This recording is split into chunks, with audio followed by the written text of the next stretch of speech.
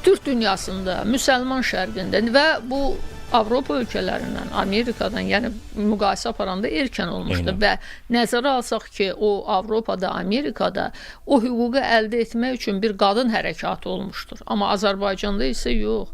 Azərbaycanda bu cümhuriyyət quran insanlar, bu şəxsiyyətlər hələ bir neçə 10 il müddətində mətbuatda qadın hüququ ilə bağlı, qadın məsələsi ilə bağlı ciddi müzakirələr aparırdılar. Sadəcə çar əsarəti altındaydılar. Onların belə imkanları, səlahiyyətləri yox idi bunları gerçəkləşdirsin. Yəni o bir irticanın, qara güruhun, mühafizəkar bir mühitin olduğu şəraitdə Azərbaycan aydınları qadınların hüququ ilə bağlı məsələnin ciddiyyəti ilə qoymuşdular. Elə ilk imkanda da istər Azərbaycanın İstiqlaliyyət aktında, istər Azərbaycan parlamenti haqqında qanunda, istərsə də Müəssislər Məclisinin çağırılması haqqındakı əsasnamədə qadınlara seçki hüququnun verilməsi özünün əksini tapmışdır.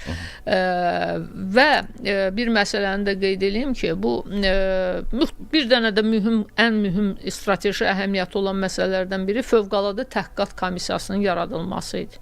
Çünki hələ dediyimiz ki, Bakı azad olunmuyor, amma bu qərarlar verilib.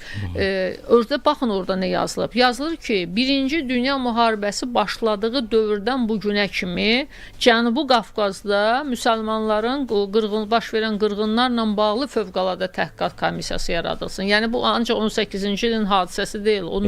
14-dən başlayaraq bütün Cənubi Qafqazda. Bəli, bu çox mühüm qərar idi. Çünki həmin o peşəkar, qeyri-müsəlman hüquqşünaslardan ibarət o komissiya qısa müddətdə 36 cildlik bir istintaq materialları hazırladılar, məhkəməyə verdilər. Cinayət işləri açıldı, şahid ifadələri, təkcə can itkisi yox, mülk, maddiyyat baxımından deyən itkini də bugünkü gün üçün daşıyan hüquqi sənədlər idi onlar. Bu çox önəmli sənədlər idi.